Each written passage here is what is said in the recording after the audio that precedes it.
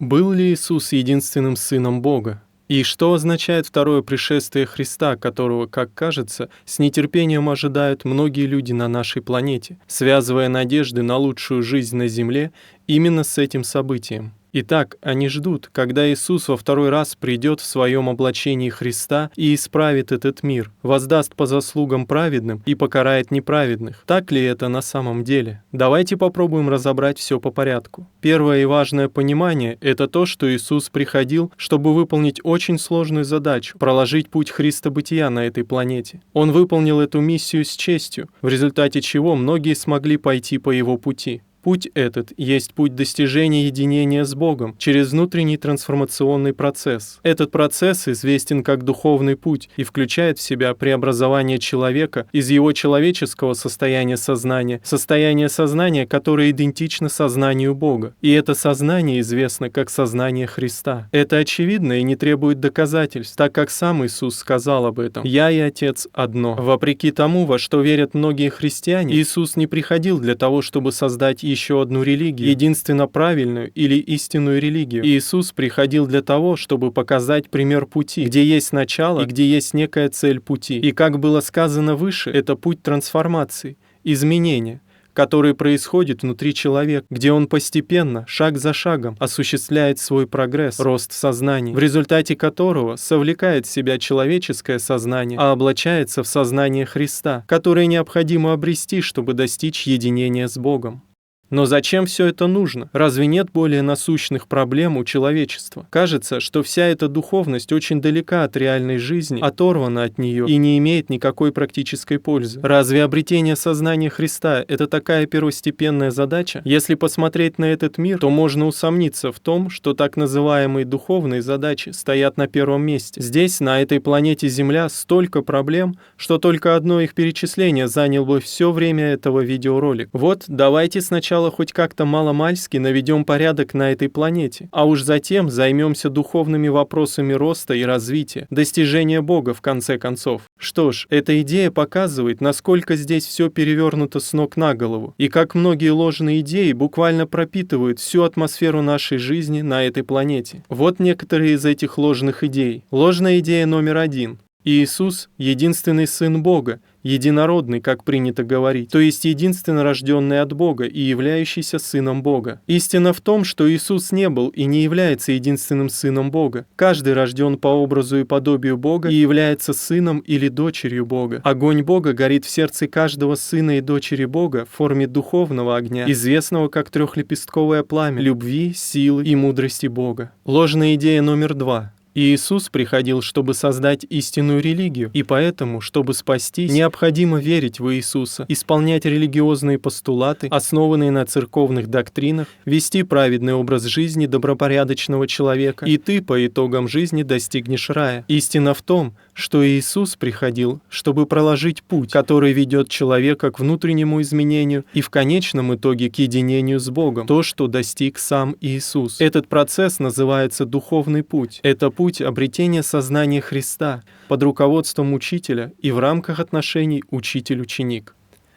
Ложная идея номер 3. Живя свою человеческую жизнь, нужно поудобнее устроиться в этом мире. Это значит, что нужно как можно больше обрести денег и недвижимости, все то, что ведет и составляет понятие удобной, комфортной материальной жизни под лозунгом «бери от жизни все». Эта идея наиболее концентрированно выражена в желании прожить свою жизнь по стандартам человеческого счастья. Как сказал Иисус: «Какая польза человеку, если он приобретет весь мир, а душу свою потеряет?»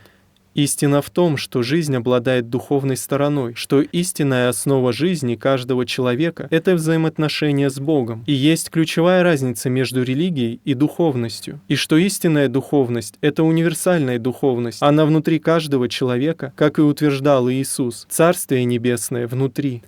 Тогда естественным образом вытекает, что истинный смысл жизни заключается в том, чтобы поставить духовные цели во главу своей жизни, принять их и последовательно реализовать, пройдя путь, который проложил Иисус. В этом случае Иисус становится примером, а не идолом, а сам процесс достижения единения с Богом становится процессом живым, творческим, под руководством Иисуса и других вознесенных владык, которые прошли этот же путь на земле и достигли своего единения с Богом через ритуал вознесения. Итак, творческий духовный путь, стезя ученичества, отношения учитель-ученик, живое присутствие учителей, вознесенных владык, истинные духовные цели жизни, достижение сознания Христа и выражение его через индивидуальное христобытие и, в конце концов, достижение единения с Богом — все это понятия, относящиеся к духу и духовной стороне жизни, к Богу. Сознание Христа — это, пожалуй, самое загадочное и таинственное, что есть на планете, и при этом одно из самых запутанных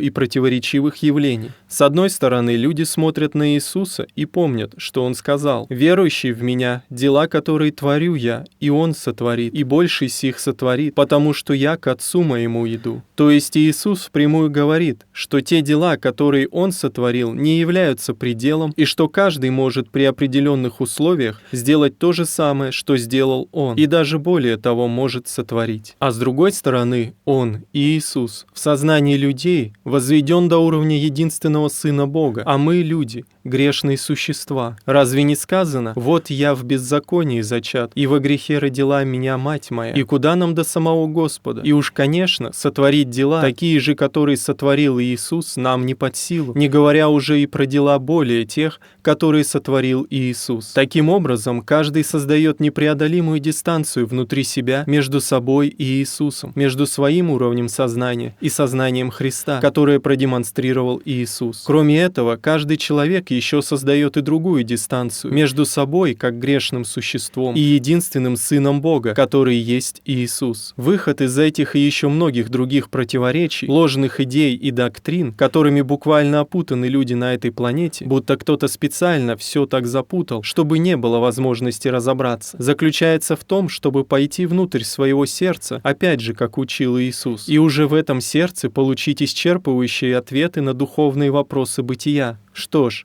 в этом случае мы возвращаемся к истокам, ибо сказано: «И познайте истину, и истина сделает вас свободными». Как же познать истину? Как узнать, кто мы? Почему здесь, на этой планете, все так устроено? Как же понять, каковы истинные цели и смысл жизни? И самое главное, как их достичь?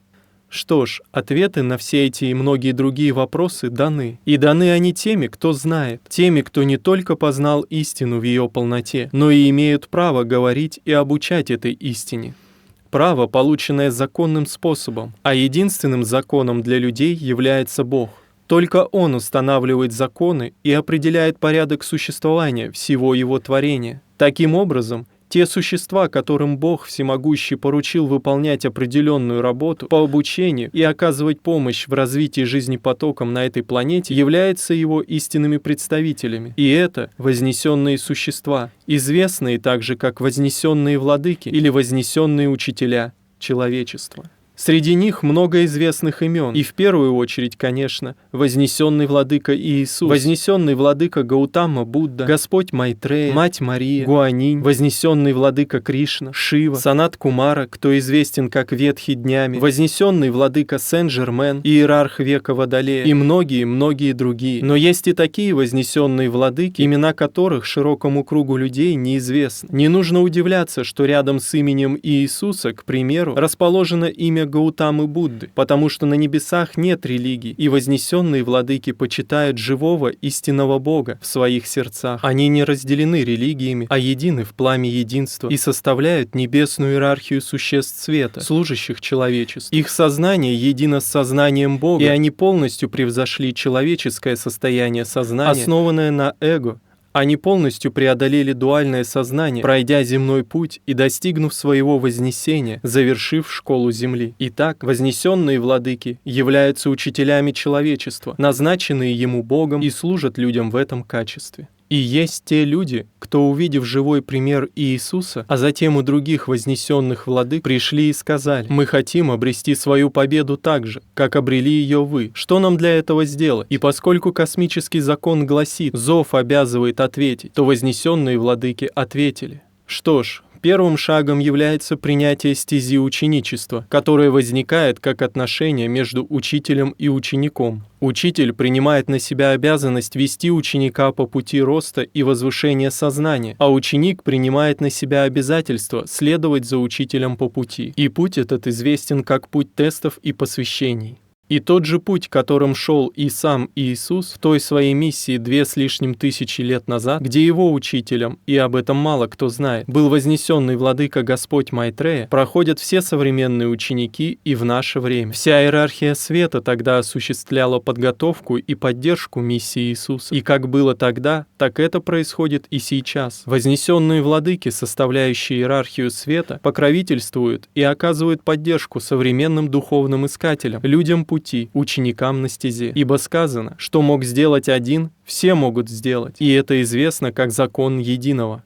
Таким образом, все становится на свои места, когда мы начинаем понимать, что все проистекает из сознания. А значит, и все те проблемы, которые сегодня имеет человечество, по сути проистекают из сознания этого человечества. И значит, по-другому можно сказать, что само это человечество осаждает все те проблемы, с которыми потом и встречается, и изо всех сил старается их разрешить и преодолеть. Поэтому идея «давайте наведем маломальский порядок на планете, а затем уже развернемся к работе над собой, займемся духовным ростом». Эта идея является ложной, потому что, как вы теперь понимаете, никогда не удастся навести порядок из того состояния сознания, которое же и осаждает проблемы. Сначала нужно освободиться от этого сознания, обрести другое сознание, более высокое сознание, ибо сознание первично, и оно творит. И пример был явлен, то есть сознание Христа. Есть те, кто понял это, и, засучив рукава, начал подниматься в своем сознании, осуществлять свой бескомпромиссный рост, достигая того же сознания, что достиг и Иисус, сознания Христа. Для этих учеников по всей планете цель достичь единения с Богом через внутренний духовный процесс трансформации и роста под руководством вознесенных владык стала реальной, а не отдаленной перспективой. Они отринули идею своей греховной природы и признали себя сыновьями и дочерями Бога, так же, как это сделал и Иисус. Достижение сознания Христа стало для них реальной целью, а Иисус перестал быть для них идолом, но стал живым примером. Они пожелали войти с Ним в прямой, непосредственный контакт через сердце и узнать Его лично. Этот путь для каждого не был легким и охватил много воплощений. И вот теперь они пришли к своей вершине, когда они готовы были сказать так же, как и Иисус: